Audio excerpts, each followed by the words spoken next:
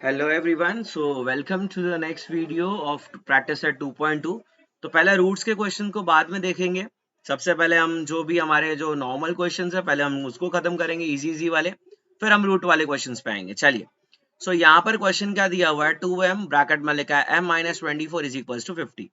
2m को पहले m से मल्टीप्लाई करने का, फिर 24 से। ओके, यहाँ पर हम क्या लिखेंगे, 2m स्क्वायर माइनस 2m को इससे करेंगे तो आएगा -48m प्लस 50 को अंदर लेंगे तो -50 is equal to 0।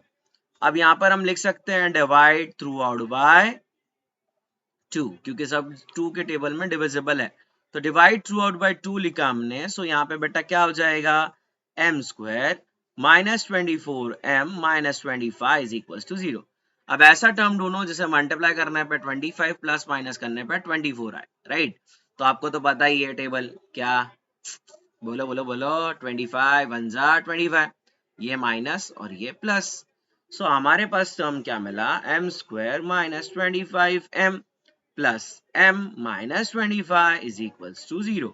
First term, second term. Okay, यहाँ पर देखोगे तो m दो बार है, एक बार m बाहर, एक बार ब्रैकेट के अंदर, -25 प्लस कुछ नहीं है तो 1 लेने का कोएफिशिएंट, यहाँ पे लिखने का m -25 इज इक्वल टू 0।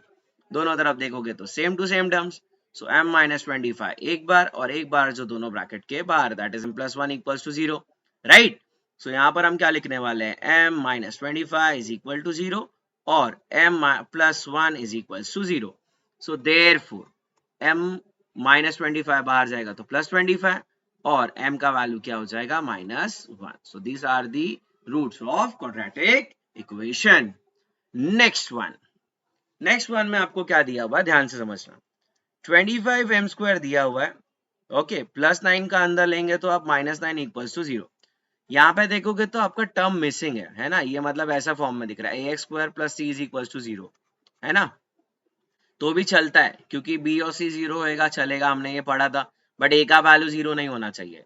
तो हम क्या करेंगे ना, हम इसको ना थोड़ा ऐसा लिखेंगे, a square minus B square के फॉर्म में, जिससे हमको क्या मिलेगा, एक टर्म प्लस में मिलेगा और एक टर्म माइनस में मिलेगा, जिससे हमारा क्या हो जाएगा, हमारा जो इक्वेशन है वो उसके लिए दो में स्प्लिट हो जाएगा।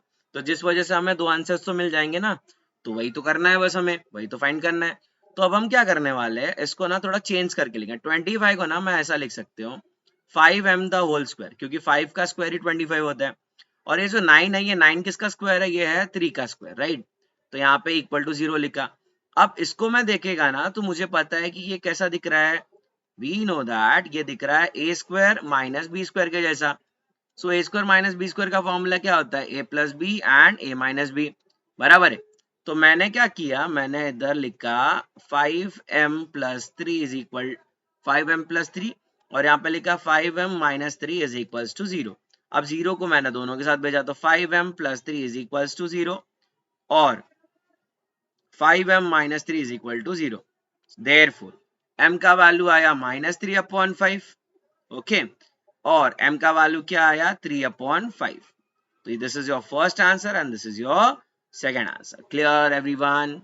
चलो नेक्स्ट वन आपको क्या दिखा है, 7m स्क्वायर 21m दिया हुआ है, ओके। 21 को अंदर लेने का, ये हो गया 7m square -21m is equal to 0। अब देखोगे तो दोनों एक ही टेबल में जाते हैं, है ना। तो 7m को लेने का कॉमन, यहाँ पे लिया m-3 इज इक्वल टू 0। अब आपने ये नोटिस किया होगा तो ये भी ना ऐसा दिख रहा है, ax square plus B X is equal to 0। देखो यहाँ पे c का टर्म गायब है ना, ऐसे टर्म में। इसीलिए हमने इसको, देखो कॉमन टेबल में था इसीलिए हमने ऐसा स्प्लिट किया इसको। अब क्या होएगा, 7m के साथ भी 0 जाएगा और m-3 के साथ भी क्या जाएगा, 0। यहाँ पर m का वैल्यू क्या हो जाएगा, 0.7, मतलब आंसर तो 0 ही आने वाला है, और m का वैल्यू हो गया 3। लास्ट में हमने क्या लिख सकते हैं, m का वैल्यू इज 0 और m का वैल्यू इज 3। Getting everyone. चलो नेक्स्ट क्वेश्चन क्या दिया हुआ है, m स्क्वायर -11 इक्वल्स टू 0। अब आपने पहले क्वेश्चन किया जिसमें ऐसा फॉर्म था, ax square plus c is equals to 0। अब यहाँ पे भी देखो तो b वाला टर्म मिसिंग है, तो करने का क्या। अब वहां पे ना ऐसा लिखा था 25m स्क्वायर और -9 इज इक्वल टू 0। तो 25 को तो आपने 5 का स्क्वायर लिखा और इसको आपने 3 का स्क्वायर लिखा, बराबर है। ये तो ऑलरेडी स्क्वायर में है, लेकिन ये स्क्वायर में नहीं है। अब अगर मैं 11 का स्क्वायर लिखूंगा तो वो क्या आएगा, 121, बराबर है। बट इसका स्क्वायर हट जाएगा ना, तो अगर स्क्वायर हट गया तो मैं a square minus B square तो अप्लाई कर ही नहीं सकता, बराबर। तो अगर मैं a square minus B square apply कर ही नहीं सकता तो मेरा सम तो सॉल्व होने ही नहीं वाला ना।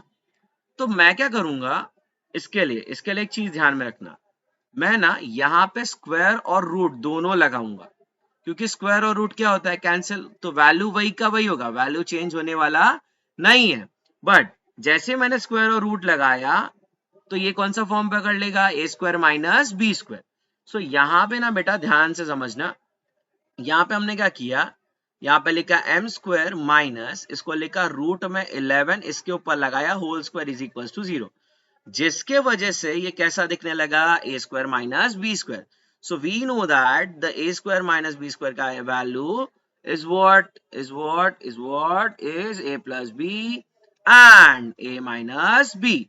So we'll write as m plus root 11 और m minus root 11 is equal to 0। अब 0 जो है वो दोनों के साथ जाएगा, so m plus root 11 is equal to 0 और m minus root 11 is equal to 0। Therefore m का वैल्यू क्या आया, माइनस रूट 11, फर्स्ट आंसर मिला, और m का वैल्यू क्या आ जाएगा, root 11। Clear everyone? So thanks for watching this video. Okay, next lecture में आगे के दो रूट वाले सम्स को कंटिन्यू करेंगे। So till the time, do the practice of all the questions. Okay, bye bye, take care.